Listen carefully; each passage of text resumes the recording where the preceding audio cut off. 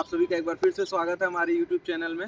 गोरखपुर में होने की वजह से मैं सोचा कि थोड़ा सा बोलने का तरीका बदल लूँ, क्योंकि आप लोग भी बोर हो गए होगे। होता है ना कि सीधे अगर कंटेंट आपको मिल रहा है तो शायद सोचते हो कि मैं थोड़ा सा घुमा फिरा के भी बात करूँ, तो इस वजह से स्टार्ट ऐसे किया।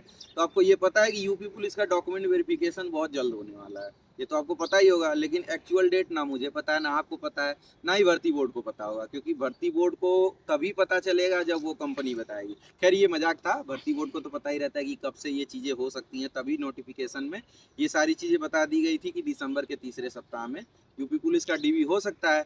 अब डीवी होगा तो किस तरीके से होगा, किस जिले में होगा, ये आपका कन्फ्यूजन होगा ना। मतलब ये सोच रहे होगे कि क्या हमें अपने ही जिले में जाना पड़ेगा या दूसरे जिले में जाना पड़ेगा।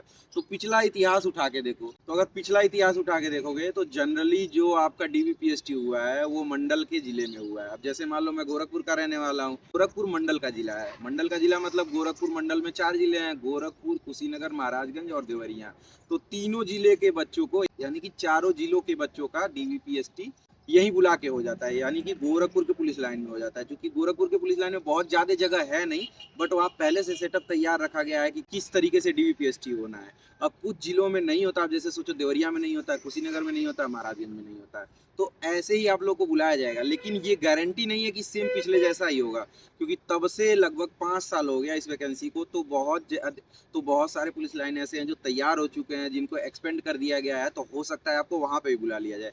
लेकिन इतना से हो रहा है कि आपको या तो अपने जिला में या तो आपके मंडल जिला में, उससे बाहर आपको नहीं बुलाया जाएगा। और ये बात मैं कर रहा हूँ डीवी और पीएसटी के लिए, रनिंग के लिए नहीं कर रहा हूँ। जैसे गोरखपुर में रनिंग अगर कराई जाती है तो पुलिस लाइन में न कराने के बजाय पीएससी में कराई जाती है। पीएससी में कराने का रीजन होता है कि वहाँ ग्राउंड हमेशा तैयार होता है।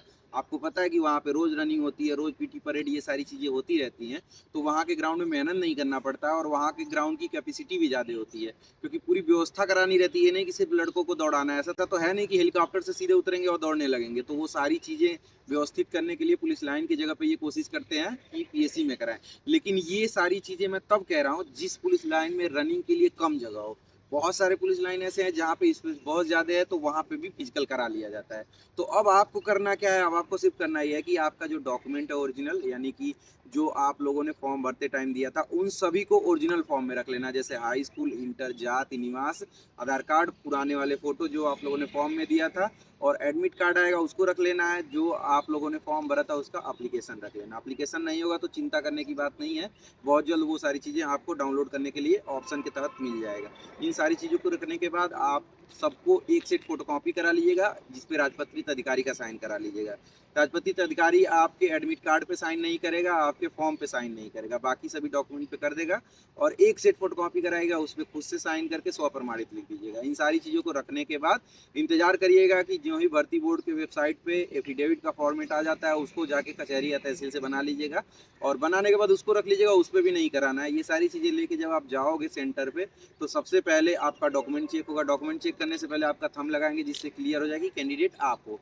ये सारी चीज़ें ओरिजिनल वाले से, यानी कि आप लोगों ने जो फॉर्म में डाटा भरा था उस डाटा से आपके ओरिजिनल डाटा को चेक किया जाएगा। मतलब जो मार्कशीट लेके जाओगे सब कुछ सही रहेगा तो आपका डॉक्यूमेंट वेरिफिकेशन सही हो जाएगा। उसके बाद आपकी लंबाई नापी जाएगी, लंबाई नापने के बाद सीना नाप दिया जाएगा। ये सारी प्रक्रिया होने के बाद आपको इंतजार करना पड़ेगा शाम तक, क्योंकि जो लोग लंबाई में बाहर होते हैं वो लोग दोबारा मजिस्ट्रेट के लिए इंतजार करते हैं कि मजिस्ट्रेट शाम में आएगा तो लंबाई उनकी दोबारा नापी जाएगी।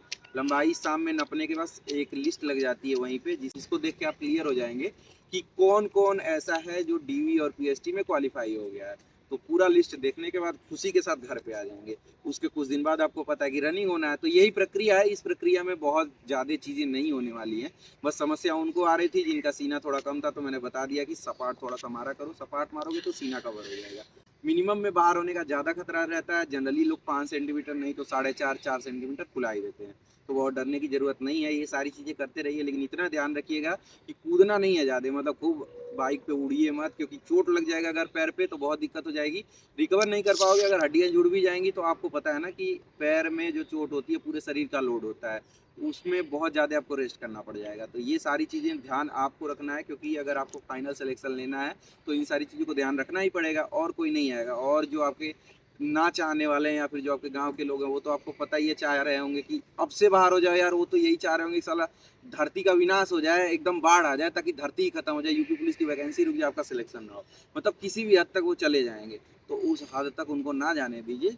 अपना ध्यान खुद से रखिए। बाकी और कोई जानकारी चाहिए तो आपको इंस्टाग्राम आईडी मेरा फॉलो करना पड़ेगा, वहाँ पे आप मैसेज करोगे तो जवाब मिल जाएगा। यूट्यूब पे हज़ारों कमेंट आ जाते हैं जिससे वहाँ जवाब देना थोड़ा मुश्किल होता है, और वहाँ पे एक होता है ना कि जो जेन्युइन क्वेश्चन होते हैं वो आते ही नहीं है। तो जेन्युइन क्वेश्चन अगर होगा तो आप फॉलो करके जाके मैसेज करोगे, उसमें लगेगा टाइम, तो जनरली वहाँ पे जेन्युइन लोग ही आते हैं। तो ऐसे करते रहिए। कि और कोई जानकारी चाहिए तो आप मैसेज कर दीजिएगा। उम्मीद करते हैं आप लोग एकदम बेहतर तरीके से तैयारी कर रहे होंगे रनिंग की। ठंड बढ़ गई है, देखो देखो अभी मैं जैकेट निकाल के वीडियो बना रहा हूँ, अंदर से कपकपी आ रही है। मैं रामगढ़ ताल किनारे, आपको देख भी रहे हो, आप देख भी रहे होंगे कि ये बाबा गंभीर नाथ प्रेक्षागृह है गोरखपुर का, उसके सामने ही मैं खड़ा हूँ। तो ठंड ज़्यादा लग रही है क्योंकि टी शर्ट का कलर अच्छा आता है, और ये वही टी शर्ट है जब मैं यूट्यूब की शुरुआत किया था। मैक्सिमम वीडियो मेरे इसी टी शर्ट में होगा, तो ये टी शर्ट मुझे अलमारी में दिख गई तो मैं सोचा कि चलो एक बार पिछली यादें फिर से ताज़ा करते हैं। तो आई होप कि मैं अच्छा लग रहा हूँगा। कैसा लगा इस वीडियो को देख के वो बताइएगा, मैं कैसा लगा वो भी बताइएगा। मिलते हैं अगले वीडियो में, तब तक के लिए अपना ध्यान रखिएगा। Bye bye.